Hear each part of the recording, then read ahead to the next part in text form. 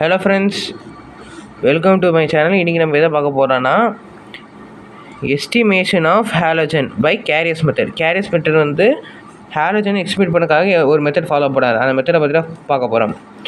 known mass of organic compound is heated with fuming HNO3 and AgNO3. CHS get oxidized to CO2, H2O and SO2, and halogens combined with AgNO3 to form a precipitate of silver halide.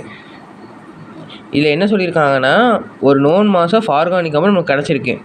அதை எடுத்து fume பண்ண, அதாவது அந்த பொடியாக்கிய HNO3யும் AgNO3 கூட நம்ம mix பண்ணுறோம். அப்போ அது என்ன ஆகும்னா, எல்லா கார்பனு, ஹைட்ரஜனு, சல்ஃபர் அது எல்லாம் இதாயிரும், ஆக்சிடைஸ் ஆக சொல்ல CO2வாக மாறும், H2Oவாக மாறும், SO2வாக மாறும்.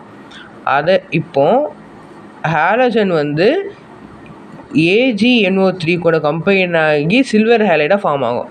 அதை நீ ஈக்குவேஷன் கொடுத்துருக்கான். அந்த பிபிடி, அதாவது நம்ம இப்போ மிக்ஸ் பண்ணி வச்சுருக்கோம்ல, அதை வந்து ஃபில்ட்ரு பண்ணி நல்லா கழுவி ட்ரை பண்ணி வெயிட்டு போட்டு பார்க்கணும்.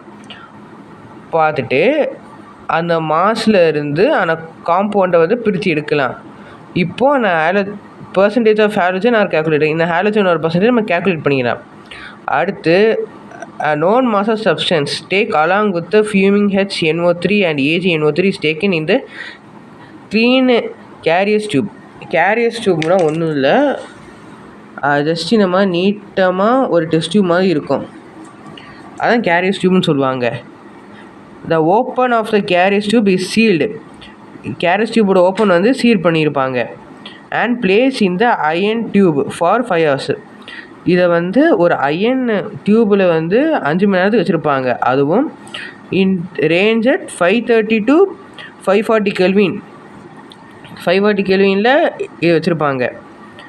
தென் the tube is allowed to cool and small hole too is made in the tube and allow all the gases produced to escape.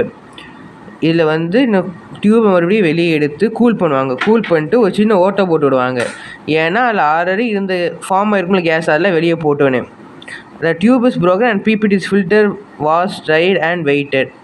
இப்போது அந்த டியூப்பை மறுபடியும் உடச்சி எடுத்து அந்த ஃபில்டரை வந்து வாஷ் பண்ணி ட்ரை பண்ணி வெயிட் போட்டு பார்ப்பாங்க. இப்போ இந்த ஒரு காம்பவுண்டை கேல்குலேட் பண்ணியிருப்பாங்க.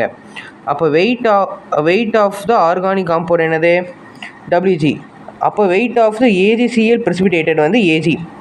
அப்போது 143.5 gram of AgCl contains 35 gram of Cl. இப்போ அப்படியே வாங்க, இப்போது இந்த ஈக்குவேஷன் தான். இந்த இதுலேருந்து என்ன சம் கேட்டாலும் இதே ஈக்குவேஷன் தான். இப்போ எக்ஸாம்பிளுக்கு A/B இன்ட்டு A/W இன்ட்டு 100.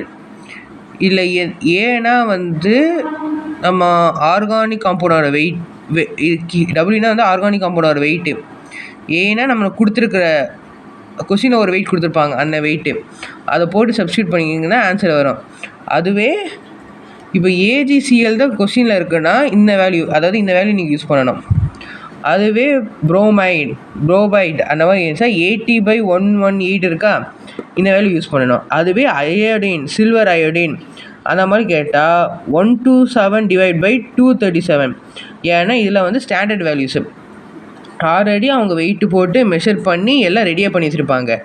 ஆனால் B/W இருக்குல்ல, இதில் தான் உங்களுக்கு 2 வேல்யூ கொஸ்டினில் கொடுத்துருப்பாங்க. ஆனால் கொஸ்டின் வேல்யூ சப்ஸ்டியூட் பண்ணால் உங்களுக்கு ஈஸியாக ஆன்சர் கிடச்சிரும். ஓகே, தேங்க்யூ ஃபார் வாட்சிங். மறக்காமல் சப்ஸ்கிரைப் பண்ணுங்கள்.